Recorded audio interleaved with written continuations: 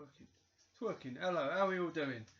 You have to excuse me. I know it's been forever and a day since my last video. I have just had a week away in the motherland. That is Southampton for me. I had an absolute ball of a time. I have got work tomorrow, and that sucks, of course. I had a week off lifting. I didn't get anything.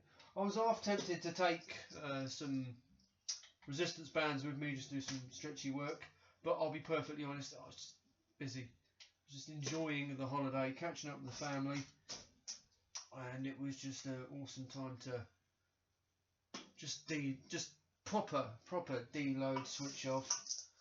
Did find myself a bit bored in the mornings, but we were at the bottom of a hill, which wasn't far from where my parents live. So I was going up the hill. There was a supermarket past where they used to live, which used to be part of like a community centre. But I won't go on about that anyway, because I'll be here all night. Right, so what have we got going on? Well, I have got 6 weeks till my next competition. That is AGF's Strongest 2025. And yeah, I'm feeling all right about it. I'm still bricking it a bit with the sandbag throw event. Obviously, I had a bit of a it wasn't the most successful sandbag throw at my previous competition. Although that was over a 4 metre height. This one's over a 3 metre 6.6. So I don't know. Hopefully, I'm looking back on the pictures. On one picture, I reckon I probably did get over 3.5 metres. So I reckon we'll be okay. But I may well have to bite the bullet as well and actually invest in a sandbag and a couple of lengths of wood. Maybe put together some sort of wooden stand and see if I can get a sandbag over. In all fairness, the only way you're really gonna properly practice something is if you properly practice something. So obviously there's some times where that's not going to be just possible with finances and what have you. But that said, sandbags aren't really that I mean, they're a bit expensive, I suppose, if you haven't got the spare money, but they're not really dramatically expensive. And I think I'll just feel a little bit more comfortable knowing I've actually properly practiced some sandbag throws when the time comes. So yeah, I've got 6 weeks. So I'm knocking together a plan of action tonight. I'm knocking up a program for it. I'm curious, George, about where I'm going to put in some time for some deload within that 6 week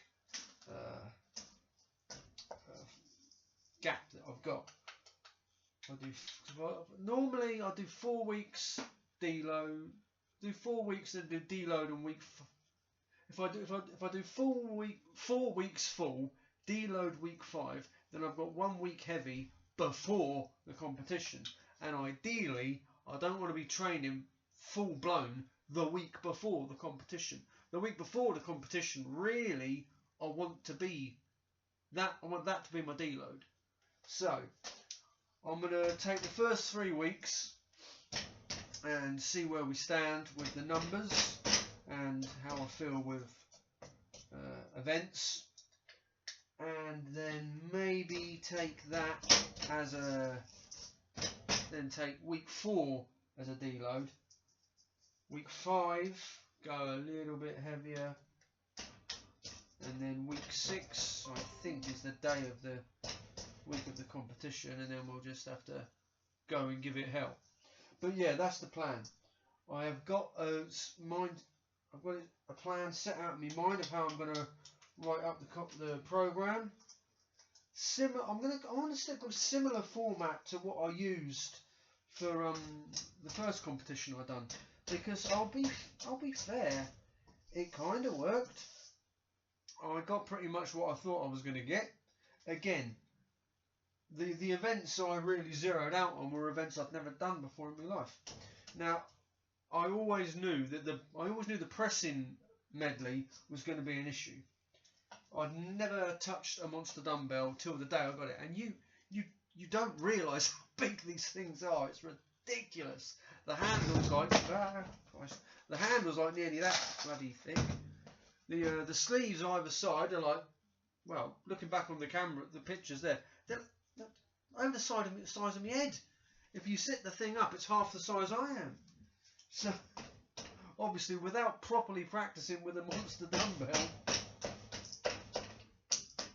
well, on the way, I think that's a bit unfair. To be fair, I think it was just a weak event for me.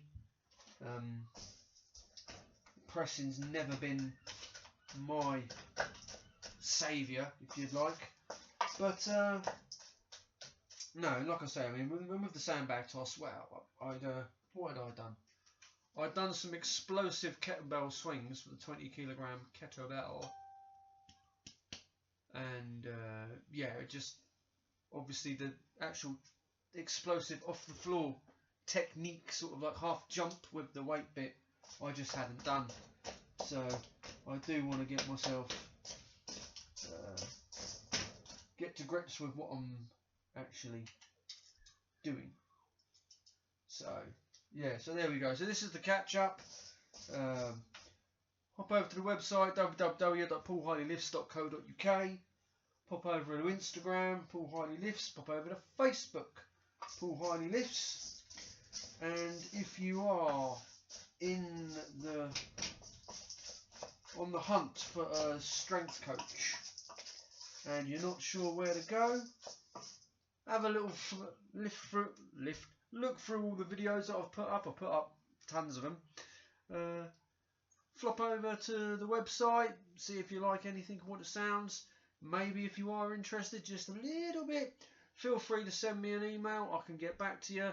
And if you like the sound of what you hear even more, and you feel like you want to go on your strength journey with me, just keep in contact and we'll get the ball rolling. Right, I gotta go because I can actually hear it starting to kick off upstairs. With 4 children, it kicks off at least 3 times a day. Yes, right, that's me going because I can hear it all going now. So keep strong, keep happy, keep healthy, and I'll speak to you all later. Ta-da.